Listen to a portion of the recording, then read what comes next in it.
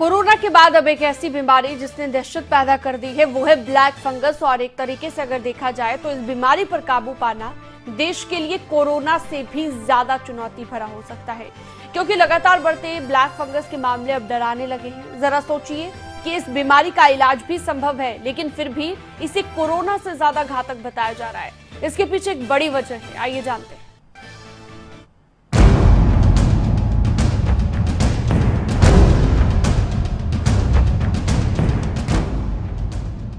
देश में जैसे ही साल 2020 में कोरोना ने दस्तक दी, केंद्र सरकार के लिए इस पर काबू पाना एक बड़ी चुनौती बन गया।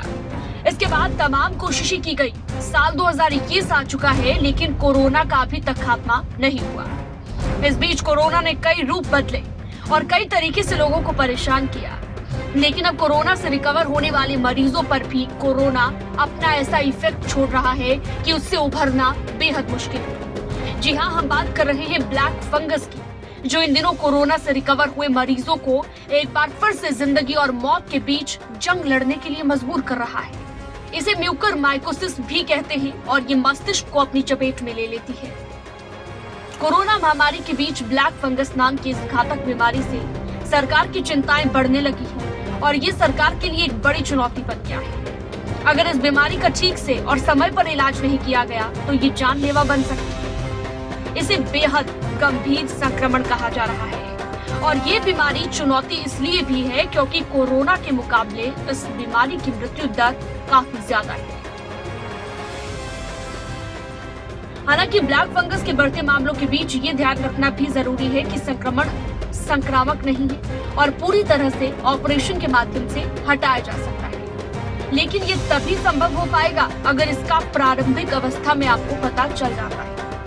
अगर इसे पहचानने में देरी कर दी गई तो मरीज की जान जाने में देर नहीं लगती। कोरोना महामारी की पहली लहर में मेडिकोज ने कोरोना मरीजों में म्यूकर माइकोसिस के मामलों में वृद्धि को और ज्यादा हवा दी। एक्सपर्ट्स कहते हैं कि कोरोना की दूसरी लहर में ब्लैक फंगस के मामलों में 4 गुना वृद्धि हुई है। तो वही शोध के जरिए ब्लैक फंगस और कोविड-19 में अभी संबंध स्थापित करना बाकी है। हालांकि 2020 में कोरोना से रिकवर हुए लोगों में ब्लैक फंगस काफी ज्यादा संख्या में पाया गया है।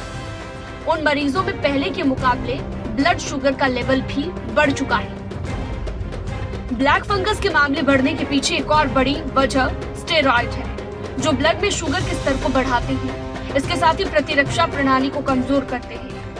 हालांकि डॉक्टरों की ओर से ये तक बताया गया है कि जो मरीज अस्पताल में भर्ती नहीं थे या जिन्हें स्टेरॉइड नहीं दिए गए थे, वो भी म्यूकर माइकोसिस से ग्रस्त हुए थे। कुल मिलाकर अब ब्लैक फंगस हम सभी के लिए एक बड़ी चुनौती बन गया है।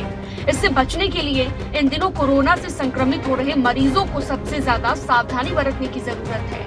और सबसे खास बात ये कि अगर कोई कोरोना पॉजिटिव हो जाता है तो सेल्फ ट्रीटमेंट बिल्कुल ना करें। डॉक्टर की तरफ से बताई गई दवाई का ही सेवन करें, क्योंकि अगर आप सेल्फ ट्रीटमेंट करते हैं तो आप अनचाही बीमारी ब्लैक फंगस को न्योता दे सकते हैं। न्यूज डेस्क, शीनम शर्मा, खबरें अभी तक। अगर आपको हमारा ये वीडियो पसंद आया हो तो पेज को लाइक और शेयर करें और इसी तरह की हर वीडियो सबसे पहले पाने के लिए चैनल को सब्सक्राइब करें।